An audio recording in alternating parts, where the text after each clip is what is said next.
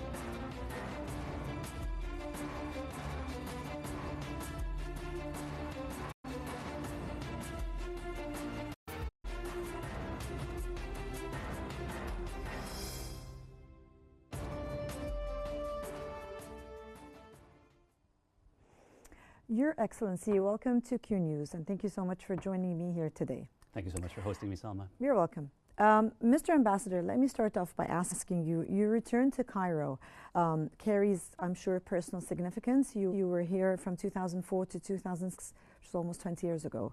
And now you're back again as ambassador. How does this full circle moment influence your approach in the post? It's really a special feeling to be back after exactly 20 years. Yeah. Again, as you mentioned, I was here as a junior political officer in 2004, and now I've come back with a lot more responsibility, obviously, for all of the programs of the embassy, and now I have an appreciation for the real complexity of the relationship. It's a long-standing relationship. It's been solid for 70 years. Last year we celebrated 7 years of bilateral relations, and I think it's getting deeper and stronger with the passage of time. So it's a real honor to be able to contribute to that history. Well, thank you so much. It's so nice to hear that. Mr. Ambassador, Canada and Egypt relations are rooted in decades of cooperation. How do you plan to build on upon the foundation that was already laid by earlier collaborations in areas like trade, cultural exchange, and peacekeeping? So peacekeeping is precisely where the relationship started. Next year we'll be celebrating 70 years since the first ever UN peacekeeping mission, which was in Sinai. That was created at the initiative of the Foreign Minister of Canada at the time. He was awarded the Nobel Peace Prize. So for us as diplomats in Canada, that's a significant landmark. And we still, so many years later, still have Canadian peacekeepers active in Sinai. So for us, Egypt is very significant as a partner in regional security. And I think when we look around at what's happening in the region, that partnership is more important than ever. But beyond the regional, as you said, I think there's a lot more that we could be doing bilaterally. And I think the intent is there on both sides to deepen the relationship. Both countries need to be diversifying their economic relationships. Okay. We feel that very strongly in Canada, given the difficulties we're having with our closest trading partner, the United States. And so I think it's the right moment to be talking about how to expand and deepen those commercial, academic, and cultural relationships. Amid the ongoing conflicts in the region, Canada recently joined Egypt, calling for a ceasefire in Gaza. How do you see Canada's role evolving in facilitating peace and diplomatic dialogue? So we've been calling for a ceasefire really since the start of the violence that we've seen in Gaza, and we've supported very much Egypt's regional leadership in mediating a ceasefire, in working with all the parties, including Hamas, to come to a post-Hamas political accommodation in Gaza to achieve the release of hostages and to put an end to the violence once and for all. So not just a temporary ceasefire, but a permanent peace. We have the benefit as Canada that we've been active in the Middle East peace and stabilization processes for decades. And, we think we have credibility with both the Palestinians and with the Israelis. So we've always been prepared to play a mediation role alongside countries like Egypt that have a lot of influence in the region. And we've been among the biggest investors in Palestinian state building for many, many years. And we've been one of the top humanitarian responders to the events in Gaza of the last 2 years. So we think we're well positioned not only to contribute to reconstruction and state building for Palestine, but also in ending the violence in the region through diplomacy. Canada has pledged humanitarian aid to Palestinians, as you just mentioned right now. How much of this aid has reached people, and what mechanisms can you actually share with us, maybe, that ensure it's not blocked and it actually gets to the people on the ground? So indeed, since October 7, 2023, we've pledged over $350 million in humanitarian assistance to Gaza. And I would say, much of that was flowing during the time that there was a ceasefire. And I had the chance to visit Rafah crossing.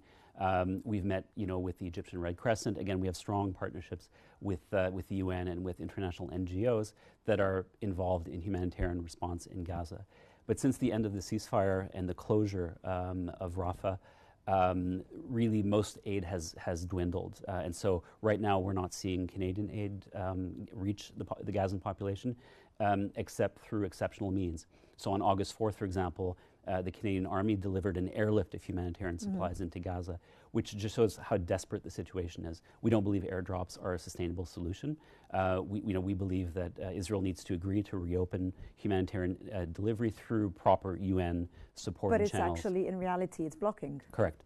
And so right now the focus really is on a lot of diplomacy in the background, working again with other partners, because Canada alone, can't achieve much of a difference. But we're working with others to apply pressure, again, to promote regional diplomacy to reach a lasting ceasefire. But in all cases, we believe aid delivery should never be conditional. It's not a weapon, it's not a tool. It needs to resume right now. Canada is often described as a middle power, quote unquote. Do you see that as a strength, or do you see it as a limitation when engaging with conflicts so complex as the one at the moment in Gaza? Obviously, we'd rather be a superpower. But as a middle power, again, I think we're careful to try to protect our credibility with all partners. On Israel-Palestine, I think we've achieved that. I think we're able to have an honest dialogue both with the Palestinians and with the Israelis. We're friends to both. But this is one issue where one country alone, unless you're a superpower, cannot make a difference, unless you're working with other partners, other like-minded partners in Europe, with the United States, and with some of the influential players in the region. And with over, at the moment, we have 40,000 Palestinians killed in Gaza. And what accountability measures do you think Canada can actually provide and support for the possible war crimes investigations? So the first thing that needs to happen is the violence needs to stop. We can talk about accountability after. But we've also said, we believe that this conflict is not an exception to international law. International law applies in all contexts, in all situations. Even a country that feels that it's acting in self-defense still has to observe the laws of war. And we've supported the jurisdictions of the International Criminal Court and the International Court of Justice, and we've said their jurisdiction applies to this situation as well. As Canada being a current G7 chair for the 2025 at the moment, what collaborative opportunities do you think are you exploring between Canada and Egypt at the moment, and especially maybe in areas like development, climate and global governance?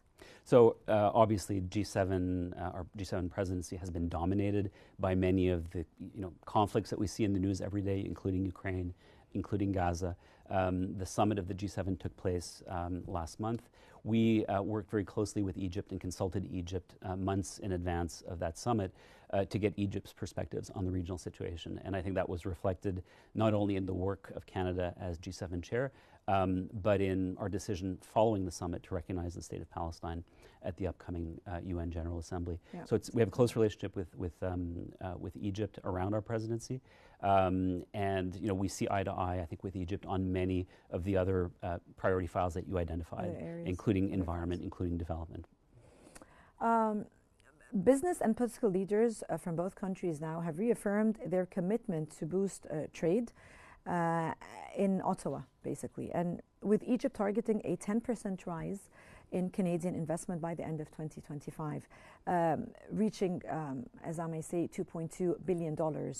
What role do you envision as the ambassador at the moment for the embassy and the Canada-Egypt Business Council in achieving this target? I think there's so much potential in the relationship. You know, our current trade and investment volume nowhere reflects the potential. You know, for two economies of the size that we are, and Egypt being a market the size that it is, we could be doing a lot more. And so I'm focused on really trying to familiarize the Egyptian market to Canadian business people, and working with my Egyptian partners, including the Egyptian embassy in Canada, to try to bring what Egypt has to offer, you know, in front of the Canadian business community as well. You know, I think it's, you know, Egypt's private sector is not as familiar with Canada. They're much more familiar with the European market, which is next door. So distance, you know, is an adversary in this case. We're also trying to activate the large Egyptian-Canadian community that exists in Canada, who aren't as active as they could be in promoting bilateral trade. Egypt is strategically located as a gateway to Africa, as we may say, and offers competitive advantages. How can you, maybe in terms of labor force, maybe the geographic position, how can you as an ambassador now and Canadian investors know about leveraging and using and making use of these strengths to access regional markets? That's a great point, and I think Egypt does a very good job promoting itself and marketing itself as a regional hub. The other advantage too that I think Egyptian businesses have is a higher risk tolerance, right? They're more comfortable in more expeditionary markets. Canadian business people tend to shy away from risk. We're historically very dependent on the US market next door. 75% of our exports go to the US. And so we've tended not to be as enterprising as we could be. Now we finally get the message that we need to diversify our markets. We can't rely quite as much on the US market. Yes. And so you're seeing Canadian business people take a hard look at new markets. And I think the idea of partnering with Egyptian businesses in places like Africa and elsewhere in the Middle East, I think there's real potential there. If I may ask you, have the investments actually started taking place as we're speaking now? There's currently that's just a potential. I think it's more potential than so is it's actually still gonna present. happen, hopefully. We're working on that right now, and I think, you know, the momentum is in the right place. Okay.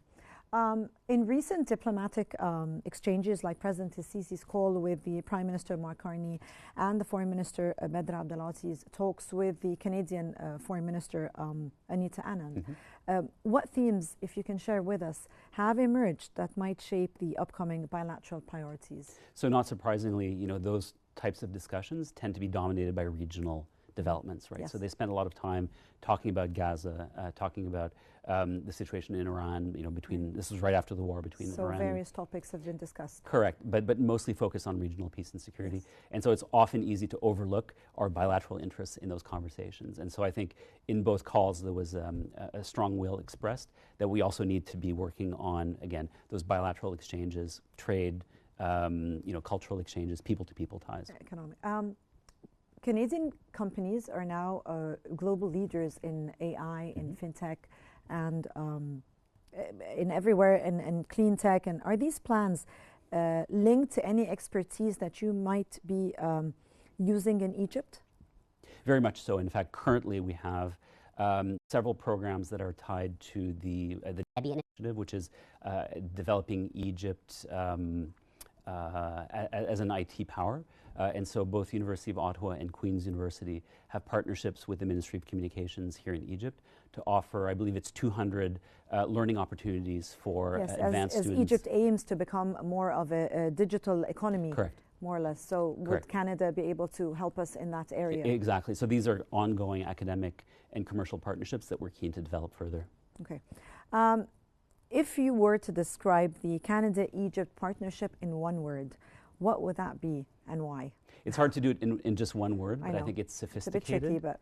It's sophisticated, I would say. It's mature, and it's built on trust. Those are three different words that I would use, but it's we're not new here, and we've been, again, strong partners of Egypt on regional peace and security for a long, long time, and we just now are keen to sort of build beyond that now.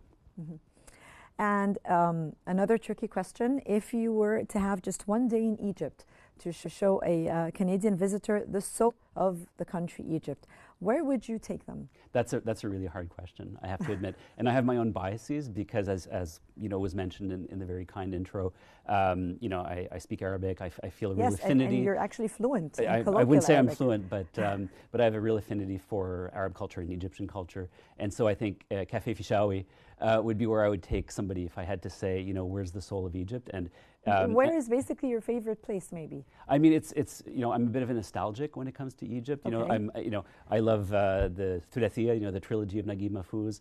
In my mind, I live in the 1940s and the 1950s, and so, you know, old Egyptian, old Islamic Cairo. You know, the area around Fishawi, Moiz Street. To me, that speaks to me. But now there are new areas that are very similar in the taste, around the pyramids and everything. Have you been there before? I'm starting to rediscover it. Of course, I'm rediscovering places that I used to know and loved 20 years ago, exactly. and taking advantage of all that's been developed in the 2 decades since. Well, finally, Mr. Ambassador, ambassadors normally, often before they leave, like to always leave a legacy behind. What would you, in your opinion, would be the best thing you'd like to leave behind you? Frankly, what I'd like to leave behind, and it's beyond my power, but if we can achieve peace and security in Gaza and in the region, because I think during your posting, exactly. Well, in the next 2 years, no matter what, because you know, Egypt unfortunately is surrounded by a lot of conflict, and it's doing a great job maintaining its own stability. But no one should have to face, you know, these kinds of challenges. And I could say the same about the situation in Sudan and the situation in Libya. I think Egypt deserves a quieter, more peaceful neighborhood. So I look forward to developing a partnership where we can hopefully, you know, make progress in achieving that. Well, thank you so much, Your Excellency, and thank you so much for sharing your insights with us. And we value your perspective on the evolving partnership between Canada and Egypt. And we look forward to following the progress of these bilateral efforts in the months ahead. So thank you so much for joining us here today on QNews. Thank you, Salma.